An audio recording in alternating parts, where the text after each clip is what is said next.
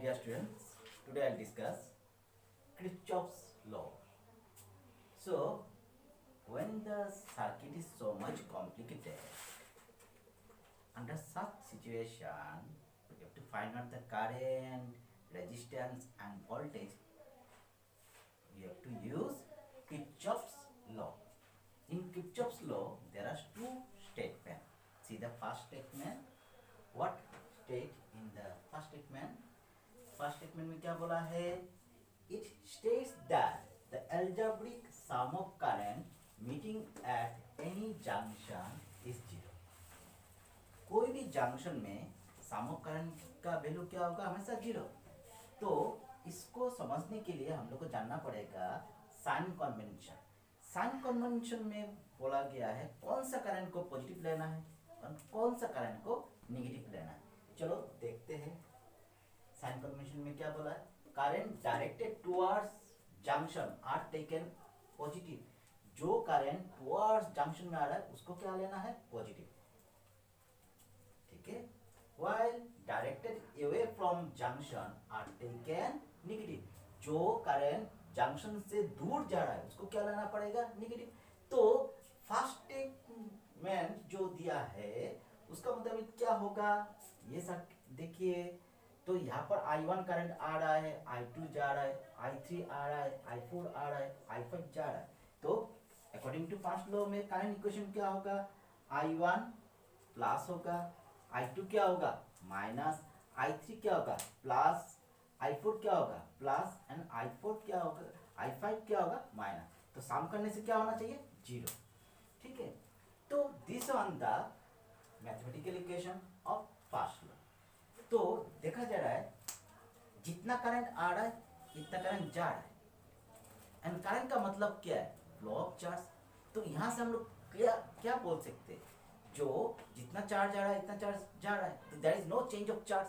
इसका मतलब Kirchhoff's first law कौन सा कंजम्पशन लॉ को फॉलो कर रहा है? That is it follow conservation of charge. तो फर्स्ट लॉ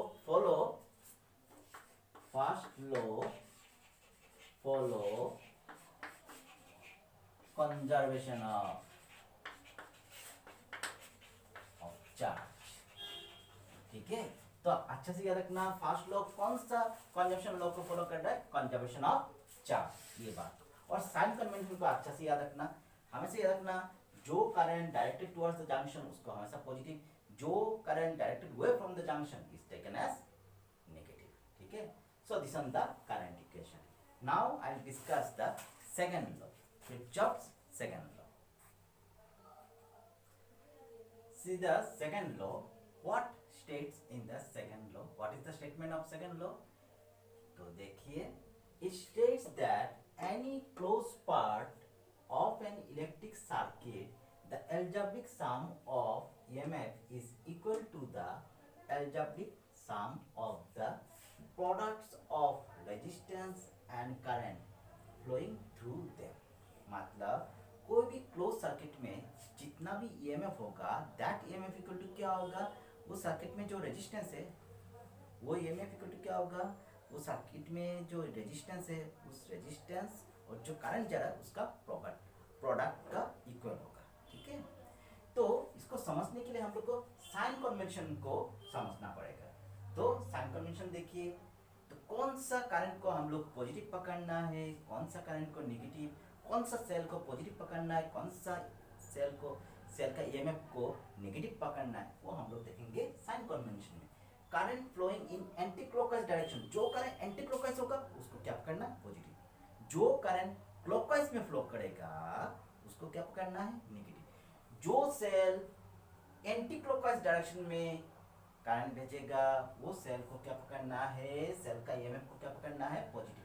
जो सेल क्लॉकवाइज डायरेक्शन में करंट भेजेगा उस सेल का ईएमएफ को क्या पकड़ना है? नेगेटिव. ओके. तो हम लोग अभी एक सर्किट डायग्राम से इसका वोल्टेज इक्वेशन को देखेंगे. ठीक है. चलिए देखते हैं.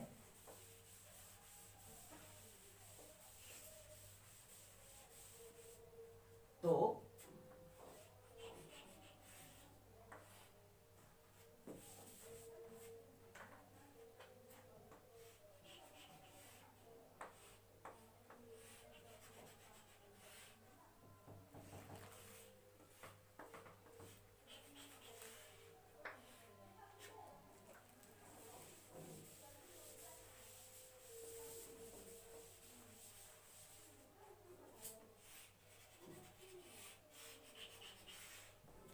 कौन सा है, this is the R1 resistance, इसका वैल्यू है R2, ये है R3, ये सेल का ईएमएफ है E1, इसका है E2, ये R4 है, R5 है, ठीक है रेजिस्टेंस। इसमें करंट I1, इसमें करंट फ्लो हो रहा है I2, इसमें करंट I3 एंड इसमें I4, इसमें I5। ये पॉइंट को A, B, C, D। तो क्या बोला है, एनी क्लोज में, क्लोज लूप में, एनी क्लोज सर्किट में, close loop, close circuit, close mesh, हम लोग बहुत टर्म यूज करते हैं। तो कोई भी क्लोज सर्किट में जितना ईएमएफ होगा वो ईएमएफ इक्वल टू क्या होगा, sum of product of current into resistance. तो हम लोग ये एक लूप लेते हैं, कंसीडर लूप, क्लोज लूप, कौन सा, A, B, C, ऐसा मत लेना कभी भी। तो क्या करना है, ए जो जगह से स्टार्ट करोगे वो जगह में खत्म करना है, नहीं तो क्लोज लूप नहीं होगा। तो कहां से स्टार्ट किया हम लोग ने, A, B, C, A, ठीक है, A, B, C, A, ये क्लोज लूप लिया है, ठीक है। तो अभी देखिए E1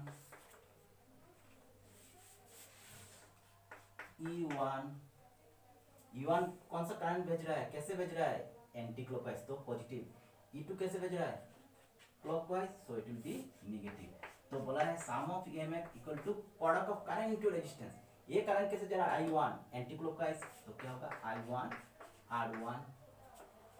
I2 कैसा है, एंटी क्लॉकवाइज, तो क्या होगा प्लस I2 R2। I3 कैसा है, I3 is clockwise, so it will be I minus I3 R3। तो जितना हम लोग ने ईएमएफ होगा that EMF equal to sum of product of current into resistance होगा, ठीक है। तो ईएमएफ का मतलब क्या है, एनर्जी। तो जितना एनर्जी हम लोग दे रहे हैं इतना एनर्जी क्या हो रहा है, रेजिस्टेंस में ड्रॉप हो रहा है, there is no change of energy. इसका मतलब क्या है, जो किरचॉफ सेकंड लॉ कौन सा कंजर्वेशन लॉ को फॉलो कर रहा है, that is conservation of energy. It follow second law, follow conservation of energy. तो फर्स्ट लॉ क्या फॉलो कर रहा है, conservation of charge, second law follow कर रहा है कंजर्वेशन ऑफ एनर्जी। तो जितना हम लोग एनर्जी प्रोवाइड कर रहे हैं वो एनर्जी ड्रॉप हो रहा है रेजिस्टेंस में, सो एनर्जी में कोई चेंज नहीं आ रहा है। इसका मतलब there is no change of energy, it means it follow the law of conservation of energy. So this is the voltage equation of second law, ठीक है। तो this is about the Kirchhoff's law, ठीक है। Next I will discuss the Wheatstone bridge. See the topic Wheatstone bridge. Now what is the function of Wheatstone bridge? With the help of Wheatstone bridge we find out unknown resistance, okay. So see the principle. What is the principle of Wheatstone bridge? Keeping resistance P and Q fixed, the resistance R is a variable resistance and S is a unknown resistance. The variable resistance R is so adjusted that there is no deflection in the galvanometer.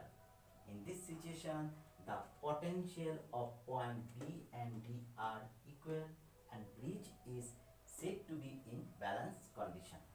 For balance condition it can be proved that P by Q R by S। P और Q क्या resistance है, known है, fixed है, R क्या है, known है but variable, and S is the unknown resistance, ठीक है। इसको समझने के लिए हम लोग व्हीटस्टोन ब्रिज का सर्किट देखते हैं, चलिए। तो व्हीटस्टोन ब्रिज का सर्किट से हम लोग ये प्रिंसिपल को समझ में आ जाएगा। इसका बाद इसको P by Q R by S जो है इस रेशियो को भी हम लोग को प्रूव करना पड़ेगा, ठीक है। चलिए देखते हैं circuit diagram of Wheatstone bridge.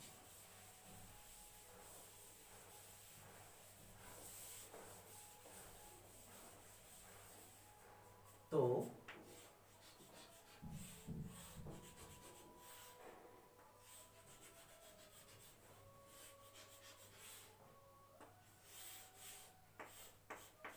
The key, ठीक है, ये की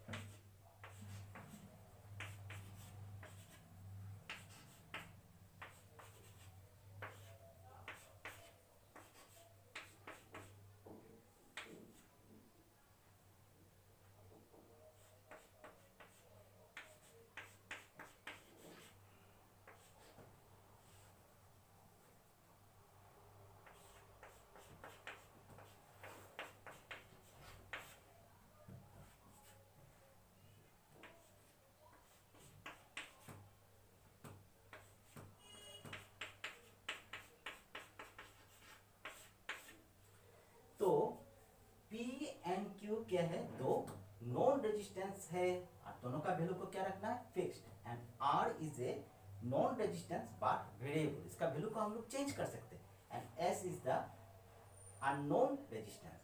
जी क्या है, गैल्वेनोमीटर। गैल्वेनोमीटर क्या है, एक डिवाइस है, जो डिवाइस से हम लोग डिटेक्ट करते हैं सर्किट में करंट है क्या नहीं है, और सर्किट में जो करंट है उसका डायरेक्शन कौन सा तरफ है, क्लॉकवाइज ना anticlockwise. To detect the current और to find out the direction of current we use galvanometer, ठीक है।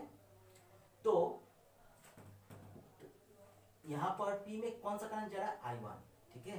I1 से एक पार्ट चला गया है गैल्वेनोमीटर में, गैल्वेनोमीटर में जो करंट जा रहा है वो क्या है, IG। तो I1 से IG जाने से इधर में कितना करंट जाएगा, I1 माइनस IG। R में कितना करंट जा रहा है, I2, ठीक है। ये करंट I2 है, ये करंट IG है, तो इधर में कितना करंट जाएगा, I2 प्लस IG। S में कितना होगा, I2 प्लस IG। तो हम लोग को क्या दिखाना है, जब भी R को ऐसा एडजस्ट करेंगे, करने से क्या होगा, P बाई क्यू और R बाई S का रेशियो क्या होगा, इक्वल हो जाएगा।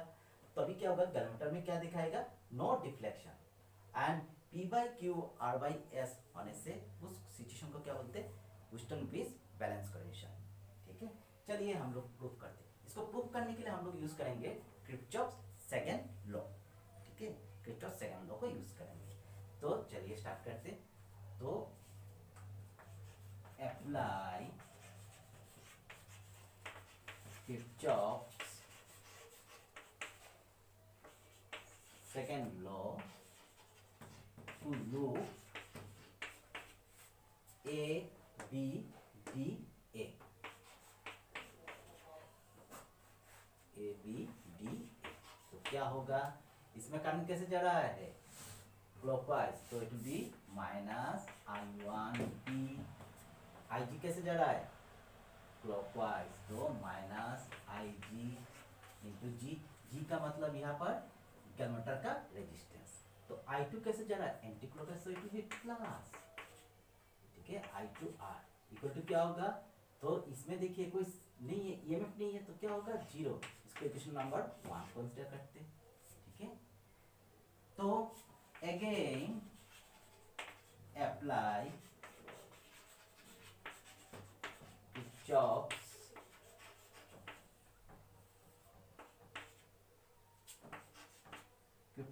सेकंड लॉ टू लूप, कौन सा होगा, B C D B, B C D B, ठीक है। तो इधर में देखिए ये करंट कैसा है, I1 माइनस IG क्या है, एंटी क्लॉकवाइज ना clockwise, it is clockwise, minus I1 minus IG into क्या होगा, रेजिस्टेंस Q, ठीक है। ये सर्किट में आइए, IG कैसे जा रहा है, एंटी क्लॉकवाइज, तो प्लस IG इंटू G। ये कैसे जा रहा है, anticlockwise, plus I2 plus IG into S equal to क्या होगा, 0। इक्वेशन नंबर 2, ठीक है। तो बोला है P by Q R by S होने से गैल्वेनोमीटर में करंट नहीं जाएगा, तो हम लोग कौन सा कर लेते हैं, गैल्वेनोमीटर करंट नहीं जाने से क्या होगा, देखते हैं होता है कि नहीं। चलिए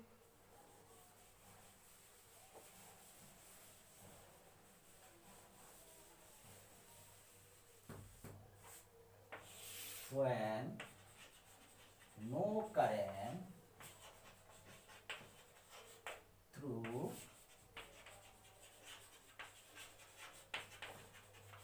meter, that is IG क्या होना चाहिए, 0, ठीक है। therefore equation 1 becomes, equation 1 becomes क्या हो जाएगा, IG 0 हो गया तो क्या होगा, minus I1P plus I2R equal to 0, और इसको हम लोग लिख सकते हैं I2R इक्वल टू I1P। इसका इक्वेशन नंबर कितना देंगे, 3, एंड इक्वेशन 2 becomes क्या होगा, देखिए IG0 हो जाएगा तो क्या होगा माइनस I1Q, ये टर्म क्या हो जाएगा 0 होगा, IG0 है, यहाँ पर IG0 हो जाएगा तो क्या बचेगा I2S इक्वल टू 0 और I2S equal to I1Q। Question number 4 देते हैं, ठीक है। तो नाउ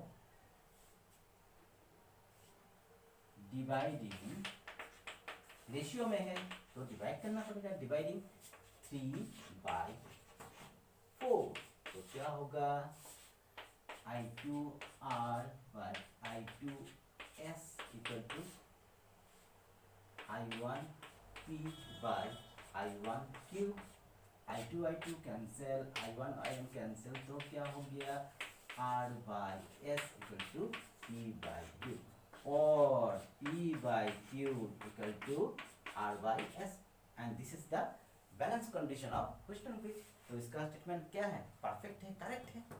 जो उन्होंने बोला P by Q R by S होने से ग्रामेटर में करंट नहीं जाएगा, तो हम लोग रिवर्स करके पकड़ा है, ग्रामेटर में करंट 0 होने से P by Q R by S होना पड़ेगा, तो दिखा दिया।